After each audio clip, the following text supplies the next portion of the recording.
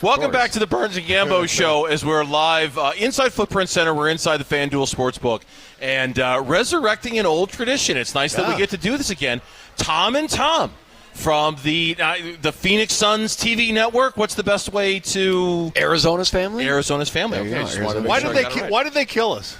Was it because of Gambo, or why'd they kill us? Well, who killed who? On the show. I mean, we were all like a little. We were like family. Little like, well, you guys. Yeah, well, here's what happened. We got Sophie, so we ran out of chairs, and we couldn't choose between, one or the other of you guys joining us on the set. It was a choice between Sophie and Gambo. Oh.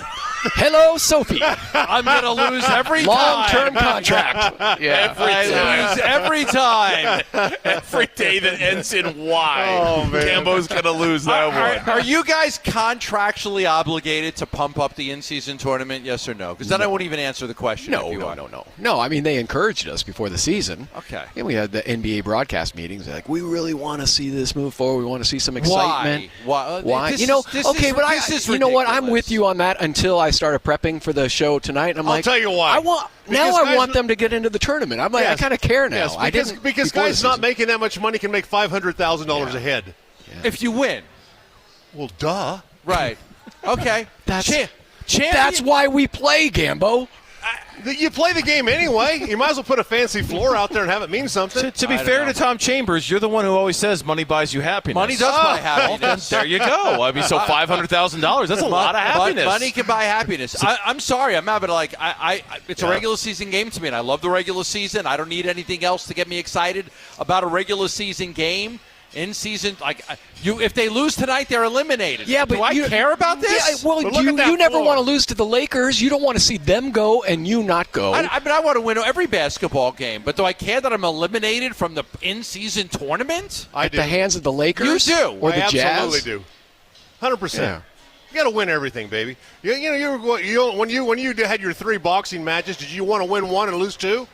Yes. And then retire. Wait, I'd win a third of them? Yes. Okay, on a semi-serious note about these in-season tournament games, what I'm fascinated to see tonight, all right, is that the Suns aren't winning their group. From my limited knowledge of this, they're not winning their group. They're going to have to get in as a wild card. In order for them to get in as a wild card, a tiebreaker might come into play. Are the Suns going to have to run up the score tonight on the Portland Trailblazers to potentially – and is that worth – giving Kevin Durant and Devin Booker minutes that maybe you wouldn't want to in the fourth quarter? And I'm being dead serious when I ask this question. That's a good question. What if you have to play those guys? I don't think Frank Vogel's going to want to do that, even though that's a tiebreaker. You do? Absolutely. Even in the postgame the other day, Devin Booker said he said, when this game is over, if we needed one more basket, we were going to go get it, even though it's unsportsmanlike, because we have to have that space in point differential. So they're thinking about it as players, and I know that Frank is thinking about it because these guys, some of them are all here they're here for minimum salary essentially, which is still a couple $1 million. We got max, we got minimum. This is a way to give them some more money. Plus, they're all competitive as all get out. So I want to win. Now the floors are, it look a little different to me. They get been slick in some arenas and stuff like that. But I absolutely love. I hated it when the idea came out. I'm like, well, how are you going to do this thing? And 4 games is not a season. You lose 1. If the Suns win 3 and just have this 1 loss, you would think that would kind of, get in, get them where as they need the wild card spot. As the spot. Yeah. Nobody's going to. You don't think the Jazz or the Lakers are going to lose a game? Oh, I don't know. I think the odds are better that they would get into Jazz the wild already lost card. us. But that was. Yeah. So the Lakers are 3-0. They could run it. Yeah, well, I doubt that. All right, let's move on. Oh, look who's moving us on. I want to get to me. Listen, me and you, we've had a lot of conversations about Deandre Ayton over the years. Yeah. Okay? Any surprise to his really slow start in Portland? He has 9 free throws all year. Well, DA is DA. And does that surprise you? No. I told you, but I couldn't say it on air after I watched him for 2 weeks. We had when he first got here. Yep. I said he was Armin Gilliam. You did. He would get you 20 and 10 and beat. You texted that to me. Because I've never seen him dive on the floor or take a charge or go strong to the hole when the basket is really needed. He's just a pretty player. He's a finesse player. He's not going to go into contact. He's going to float it up over the top. You think Sean Marion never gave a head fake? Have you ever seen Deandre Ayton give a head fake to get somebody in the air and go up through him and get to the free throw line? It just doesn't happen. He is what he is. You were never the biggest fan of his game. I just didn't think he had the toughness needed to be that dominant center. I did not. Is the best player in this trade so far Grayson Allen? Wow. It's a fair question. Is that funny? I'm smiling because you might be right. Is he the best player in the trade so far? He's awesome. I mean, I love that guy. He's got a heart. He's got a will. He ain't scared of nothing.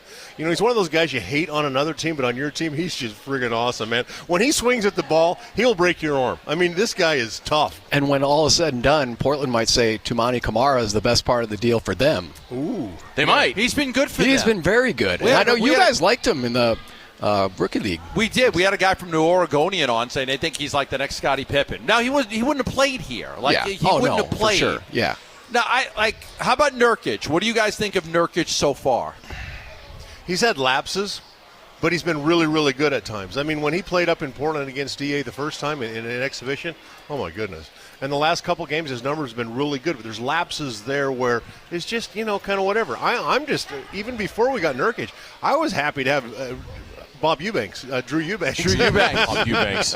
Yeah. Well, and I'm glad you brought him up because this question for both of you. It seems like early on, like the Suns center position is very matchup dependent. Like there's just certain matchups, certain teams where it's going to be better for Nurkic, and certain matchups where he could get played off the floor and it's a better matchup. We saw for that, Eubanks. with Wemby and Holmgren, the guys that are moving and are out by the 3-point line. The one thing I want to say though about Nurk is, there are lapses, no doubt about it, like during the game, but I mean he's had 2 big finishes at ends of games, off an assist from Book, another one from Kevin Durant. So, I wasn't even sure how much Frank would go to him late in fourth quarters because he might go small, have an extra shooter out there. But Nurk's had 2 big shots down the stretch.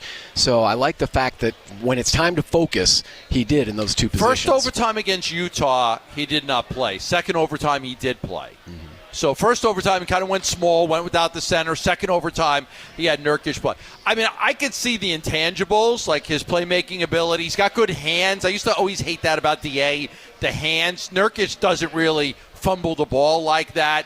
Seems to be a smart player with his passes and everything. I think there's more to his game than what we've seen, but I'm not disappointed with what I've seen out of him so far. He's a Euro center. I mean, a lot of those guys, they're very cerebral. They make good reads, but sometimes they get a little loose with the ball, a little, lackadaisical out there. I mean, again, you don't see kind of that fire in the eyes. But I enjoy his game, and I love the fact that he can make just beautiful passes out to the 3-point line. Like he had one to Booker the other day, like a shovel pass from under the hoop. That, again, it was probably a Boris Diaw situation. He could have had a layup, but he found Book for 3. I was just going to say to TC, there are some passes Nurkic makes where you're like, that's a 7'2" dude out there doing those things, and it doesn't, like some of his passing, it gets a little sloppy, gets a little loosey-goosey, but some of it like exceptional passes out there for. He looks for people. He looks mostly for Kevin Durant. I mean, and when guys, we have a bunch of shooters, okay, and he sets them up.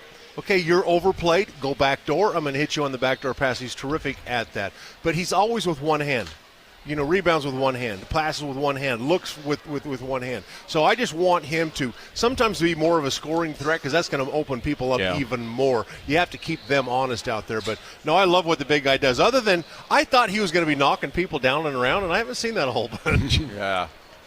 The small sample size here, but, man, I like Nas Little. Mm-hmm. I'd like to see him get more opportunities because there's a lot that he can do to help this basketball team. We talked about him on the show the other day with Eddie Johnson. Okay, what's the difference between Nas and Keita Bates-Diop? And Eddie nailed it too. I mean, he's just more aggressive. He's stronger. He's so aggressive. Now he's the kind of guy that's going to put his head down and try to ram through somebody. So I think that kind of aggression is. You like that, TC?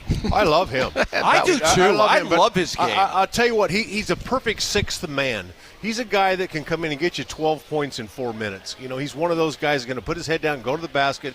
He's knocking down his threes. And it's been really cool to see him knock down shots when he hasn't played the whole game. I mean, he's not afraid. He seems to be ready. He seems to be loose. He's a really good guy. He's thick and strong, so he can play some defense as well. So, he's a good player. He really is. But there's a bunch of good players on this team. I mean, Coach Vogel right now, it's tough. It's tough because I love me some Metu. I mean, that guy when he comes in, he can shoot the heck out of it. He's 6'10". He can do some stuff too, and he hasn't had a shot. And Bol, I mean, there was a stretch last year in Orlando where he was the man, and we haven't seen him either. So there's a lot of guys out there that may get a run, and I think Coach Vogel has given them time rather than just, okay, let's see what you can do in 3 minutes. We're going to give you 3 or 4 games to see how you can do that. So I think he's still finding out what he's going to do. All right, so you guys are on Arizona's Family starting at 6:30 for pregame coverage. Besides not us, what do you guys have coming up at 6:30? Sophie. Yeah, that's it. Sophie will be there. Yeah. Again, very understandable. And a history lesson. We're going to be talking about Elvin Hayes. Oh. Eddie Johnson will educate, as Tom Chambers says. Yes, we're talking about Elvin Hayes because I'm sure there's a big part of the audience that have no idea how good he was with the Bullets. Does Tom Chambers not go to I like to surprise him. The production meetings? We surprise him with topics. He's way better that way. We are? We're talking about that? What was our Charles Scott topic I know the other day? Charlie Scott? We were talking about Durant getting off to the best 13-game start in Suns history since Charlie Scott in terms of points per game. Yeah. He was good. Oh, my goodness. He was great. He was good. He actually was one of the reasons why the Suns didn't win the championship in '76 because they traded Westy for Charlie Scott, and Charlie Scott went off in Game 6. This is correct. Yeah, there you go. Charlie talks really fast. And long. If you guys have him on, it's a half-hour block. Okay, we're used to that with some guys. Hey, guys, thanks for coming by. We appreciate it. Man. All right, great to see Tom you. Leander, Right. Tom Chambers. Go chop down your Christmas tree. We're going to get that done on Friday. Absolutely. Nice. I'm going to go all lumberjack up there in northern Arizona. Thank you, guys. All right, Swing thanks, by. guys. Appreciate it.